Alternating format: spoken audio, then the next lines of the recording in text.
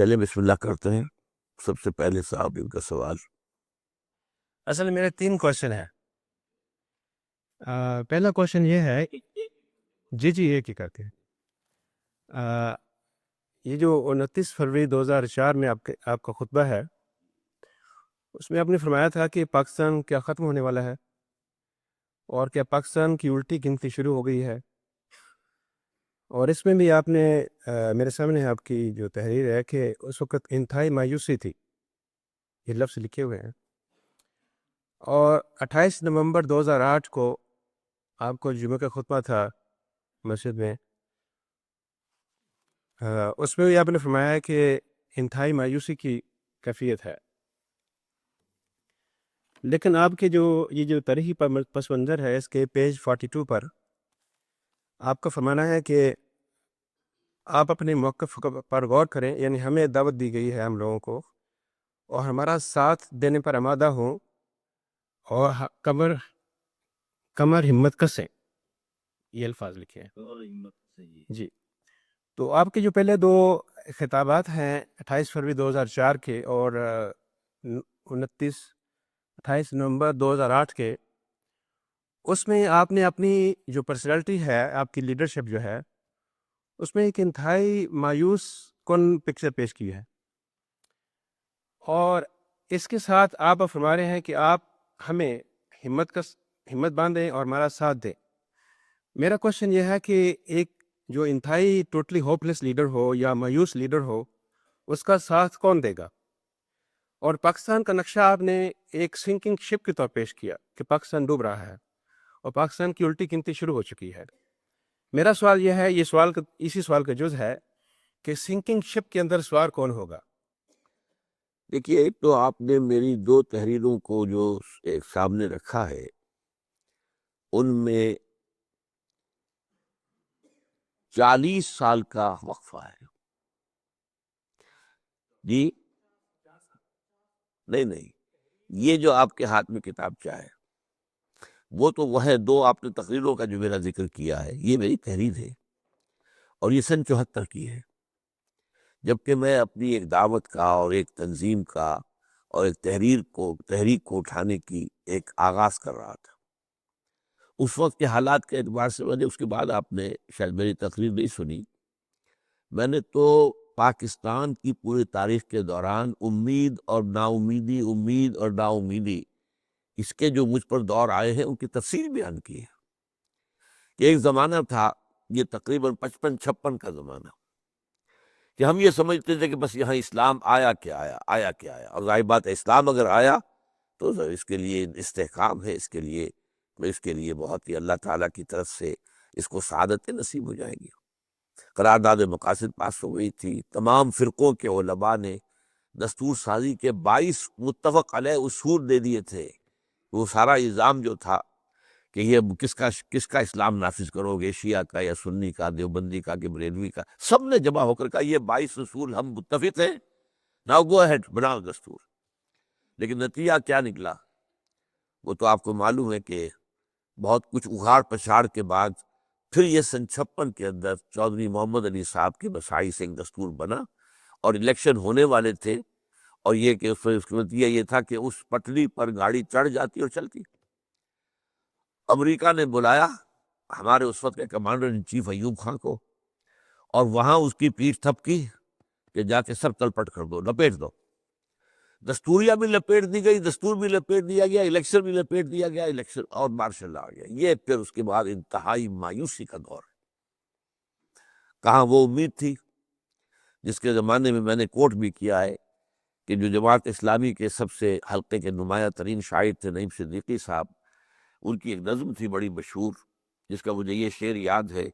کہ بول شہر نظام اسلامی کیا تیرے سقف و بام کہتے ہیں، تیرے در پر کھڑے تیرے والی آج تجھ کو سلام کہتے ہیں. گویا کہ ہم شہر نظام اسلامی کے دروازے تک پہنچ گئے تھے. اس کے بعد مایوسی کا دور آیا. اس کے بعد پھر مجھ پہ تھوڑی سی امید وہ دھوکہ ثابت ہوا بہت جلد، وہ ضیاء الحق کے حوالے سے ہوئی تھی کہ شاید کیا جو ہے اللہ تعالیٰ کسی کے ہاتھوں کام کرا سکتا ہے. وہ اسلام کا کلمہ پڑھتا ہوا آیا تھا وہ شخص، لیکن اس کے بعد میں بہت جلد مایوس ہو گیا کہ سوائے دکھاوے کے اور کچھ نہیں ہے. بالفعل کوئی ارادہ نہیں۔ پھر تھوڑی سی امید خیال سے پیدا ہوئی کہ یہ جو حضرت موسیٰ علیہ السلام کی قوم تھی، یہ 40 برس تک بھٹکتی رہی تھی، اور اس کے بعد کہیں ان کے اندر سے جب صحرا کے اندر ایک نئی نسل پیدا ہوئی جس نے غلامی کا داغ نہیں اٹھایا ہوا تھا، غلامی میں حمیت انسان کے اندر غیرت ختم ہو جاتی ہے، تو اس کے بعد یوشع ابن نون کی سرکردگی میں انہوں نے جہاد کیا، ان کا دور اچھا شروع۔ شاید یہ کوئی 85 کی بات ہے کہ میں نے سمجھا اب پاکستانی کی عمر جو ہے 40 برس ہوا چاہتی ہے، تو شاید اب اللہ کا نام لے کے یہاں سے نئی نسل جو ابھری ہے اس کے اندر سے وہ بھی مایوسی ہوئی۔ تو یہ امید اور مایوسی اور امید اور مایوسی کے مختلف ادوار مجھ پر آئے ہیں۔ پھر ایک امید ہو گئی تھی، اس 97 کی الیکشن کے بعد آپ کو معلوم ہے 2/3 اکثریت جو ہے وہ یہ جو ہے شریف فیملی کو حاصل ہو گئی، اور شریف فیملی جو ہے اس معنی میں کم سے کم مذہبی فیملی ہے، نماز روزہ یہ جو حج وغیرہ یہ اس کا معاملہ، اور ایک بڑا ان کے ہاں جو ہمارا خاندانی نظام ہے اس کا نقشہ آپ کو ملتا ہے۔ باپ کے سامنے یہ بیٹے جو ہے چوں نہیں کرتے تھے، بولتے نہیں تھے، اور 2 مرتبہ میرے پاس میاں محمد شریف اپنے تینوں بیٹوں کو لے کر، وزیر اعظم پاکستان نواز شریف، وزیر اعلیٰ پنجاب شہباز شریف، اور تیسرے وہ درویش بلس بیٹا ہے ان کا عباس شریف، چاروں کے سمیت آئے، مجھ سے وعدے کیے بھائی دستور میں یہ ترمیم ہم کر دیں گے اور یہ کر دیں گے۔ تو امید ہو گئی تھی، انسان ظاہر بات ہے کہ ان چیزوں کے حوالے سے ہی کہیں امید کی کرن دیکھتا ہے۔ اس کے بعد شدید مایوسی ان سے بھی ہوئی۔ پھر اس کے بعد جب آگے آئے مشرف، اس کے بعد سے تو مایوسی کے جو گھٹا کو اندھیرے ہیں بڑھتے چلے گئے۔ پہلا شخص ہے جس نے کھلم کھلا سیکولرزم کا جو اس ملک میں نام لیا، پہلا شخص ہے جس نے اتاترک کو اپنا آئیڈیل قرار دیا، پہلا شخص ہے جس نے 30% 33% عورتوں کو اسمبلیوں میں سیٹیں کر دی، پوری دنیا میں کہیں نہیں تھی۔ روشن خیالی کا جو خبر اور پورے یہاں پہ دانشور اور بڑے بڑے لوگ جو اس کے خیال میں روشن خیال تھے، گویا کہ اسلام کی تاریخ خیالی کو رفع کرنے کے لیے انہیں بہترین جو ہے پروجیکشن دی گئی ٹی ویز کے اوپر، اور یہ سارا رینڈ کارپوریشن کے مطابق ہے جو امریکہ کی رینڈ کارپوریشن۔ تو پھر مایوسی کی انتہا ہو گئی۔ تو یہ ہے میرا سفر امید اور مایوسی کا۔ البتہ شاید آپ کے علم میں نہیں کہ پھر میں نے ابھی پچھلے دنوں 9 مارچ کے بعد، میں دیکھیے عام انسان ہوں، عام انسان حالات سے متاثر ہوتا ہے، اور وہ دیکھتا ہے، اس میں کبھی امید کی مجھے کرن نظر آتی ہے، کبھی مایوسی۔ میں ہمیشہ اب کچھ عرصے سے 8-10 سال سے کہہ رہا ہوں کہ when I see to the facts on the ground تو کوئی امید کی کرن نظر نہیں آتا، لیکن یہ کہ اللہ تعالیٰ کے میں مشیت کا جائزہ لیتا ہوں 400 سال سے جو تاریخ ہے بر صغیر کی، کہ یہاں پر جو ہے مجددین امت پیدا ہوئے، اور یہیں سے جو ہے تحریک خلافت چلی، اور یہیں سے پاکستان کا مطلب کیا لا الہ الا اللہ کی تحریک چلی، اور یہیں سے پھر پاکستان جو آیا ہے تو وہ لیلۃ القدر میں آیا۔ تو حالات دیکھ کر، اور کچھ جو ہے پیشن گوئیاں جو ہے وہ میری کتابوں میں موجود ہے، وہ جو بڑی کتاب ہے سابق اور موجودہ مسلمان امتوں کا ماضی حال اور مستقبل، اس میں آپ مطالعہ کر سکتے ہیں کہ پھر میں نے کہا تھا کہ 9 مارچ سن 7 کو جو سٹینڈ لیا ہے افتخار چودھری نے، اور پھر اچانک بولڈ فرام دی بلو، اس ملک کے اندر توقع نہیں ہو سکتی تھی کہ وکلاء اس طرح کی تحریک چلا دیں گے، تو میں نے سمجھا کہ بھئی اس میں کوئی ابشیت اس شاید ہے، یہ لوگ مڈل کلاس کے لوگ ہیں، ہمارے پڑھے لکھے لوگ ہیں، یہ اسٹریٹ ارچنز نہیں ہے، یہ گابے ماجھے نہیں ہے، یہ ایسے لوگ نہیں ہیں جو کسی بہت بڑے مولوی خطیب قسم کے مولوی کے جوش دلانے پر نکل آئے ہو وقتی طور پر، اور پھر جس طرح انہوں نے سسٹین کیا اس موومنٹ کو۔ تو مجھے پھر کچھ اس مایوسی کے اندھیاروں میں کچھ کمی ہوئی، زیادہ نہیں۔ اور یہ صورتحال جو ہے 18 فروری کے الیکشن کے موقع پر مجھے شدید خطرہ تھا کہ شاید اب جو ہے اس میں ریگنگ ہونی ہے، جو ہماری تاریخ رہی ہے ہمیشہ۔ اور اس کے بعد یہ ہے کہ یہاں پر تحریک تو پہلے ہی چل رہی ہے وکلاء کی، اس میں تو گویا کہ صرف جلتی آگ پر تیل ڈالنے کی بات ہی ہے۔ تو یہاں فساد ہوگا، دنگا ہوگا، بدامنی ہوگی، وہ بے بھی سول وار، اور دونوں طرف گدھ بیٹھے ہوئے تھے، بھارتی افواج مشرق میں اور نیٹو افواج مغرب میں، منتظر تھے کہ کوئی نہ کوئی وہاں ہنگامہ ہو اور ہم انٹر ہو جائے، اور ہم یہاں پر آ کر جو ہے کم سے کم پاکستان کے ایٹمی دانت توڑ دیں۔ ظاہر بات ہے اس کے بعد پاکستان کی کوئی حیثیت بھارت کے مقابلے میں رہے گی نہیں۔ تو یہ لیکن 18 فروری بھی امن سے گزر گیا، اس سے بھی تھوڑی سی جو ہے امید پیدا ہوئی۔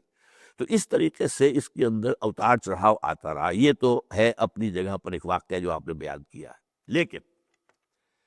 کام کرنا ہمارے ذمے ہے ایک فرض کے اعتبار سے۔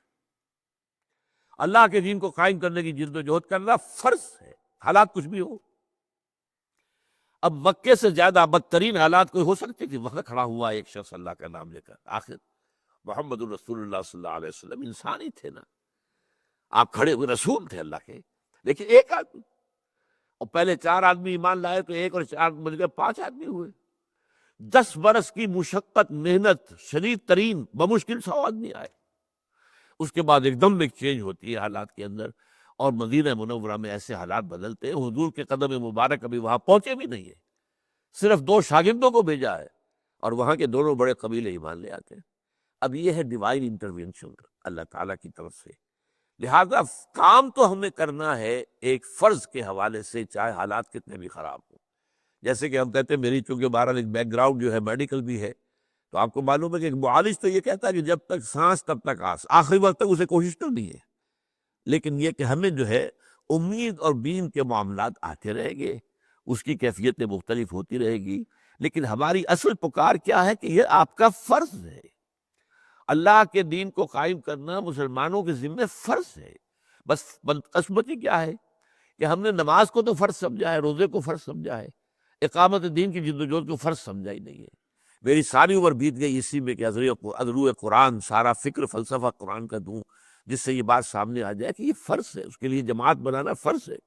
وہ جماعت جو ہے بیعت کی بنیاد پر بنانا مسنون ہے، اور یہ کہ اس جماعت کو جد و جہد کرنی ہے۔ اب ہمیں نہیں معلوم کہ کہاں سے اللہ تعالیٰ کی طرف سے کوئی شکل پیدا ہو جائے، اگر ہماری زندگی میں نہیں ہوتی کوئی پرواہ نہیں، ہمیں یہی کام کرتے ہوئے اگر ہم دنیا سے چلے جائیں تو ہم سرخرو ہوں گے اللہ کے ہاں کہ اللہ ہم جو کچھ کر سکتے تھے ہم کرتے رہے، ہاں جو کچھ میں کر سکتا ہوں اور نہ کروں تو میں پکڑا جاؤں گا، اور ہر شخص سے اس کے اپنی استعدادات کے حوالے سے محاسبہ ہوگا۔ لا یکلف اللہ نفسا الا وسعها، جس کو جتنی استعداد دی ہے، جس کو جتنے حالات بہتر دیے ہیں، موافق دیے ہیں، جس کے لیے زندگی میں آسودگی ہے۔ ایک تو وہ شخص ہے بیچارہ کہ 2 وقت کی روٹی کے لیے صبح سے لے کر رات تک اس کو کمر توڑ دینے والی محنت کرنی پڑتی ہے، اس سے ہم کیا توقع رکھیں؟ وہ کیا رات کو کھڑا ہوگا اللہ کے حضور میں؟ کیسے ممکن ہے؟ اور کہاں اللہ سے لو لگائے گا؟ تجھ سے بھی دل فریب ہے غم روزگار کے، تو یہ سوارے سے، لیکن جن کو اللہ نے آسودگی عطا کی ہو ان پر تو زیادہ ذمہ داری ہو جائے گی کہ مقام پہ، تو اس ذمہ داری کے احساس سے ہمیں کام کرنا ہے۔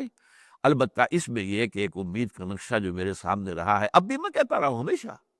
کہ اب بھی مجھے جب میں فیکٹس آن دی گراؤنڈ دیکھتا ہوں تو مایوسی ہوتی ہے، لیکن پھر میں اپنا صغرا کبرا درست کرتا ہوں، 400 سال کی تاریخ کے لینڈ مارکس کو پھر یاد کرتا ہوں، احادیث میں پیشن گوئیاں جو ہے ان کو دوبارہ یاد کرتا ہوں، تو یہ جو ہے اس کے حوالے سے میں پھر اپنی اس امید کے دامن کو پکڑنے کی کوشش کرتا ہوں۔ تو یہ ہے میری کیفیت، اور اس میں جو میری دعوت ہے وہ یہ ہے کہ میں آپ کو آپ کا فرض یاد دلا رہا ہوں۔ میں آپ سے اپنے لیے کچھ نہیں مانگ رہا،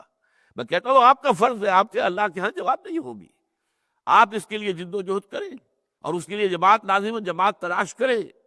جو جماعت آپ کو جس پر دل تھک جائے، مطمئن ہو جائے، اس میں شامل ہو جائے۔ لیکن اگر آپ کسی بھی ایسی جماعت میں شامل نہیں ہیں جو اللہ کے دین کو قائم کرنے کی جد و جہد کر رہی ہو، اور آپ اس جد و جہد سے خالی ہے، تو آپ اللہ کے یہاں پکڑے جائیں۔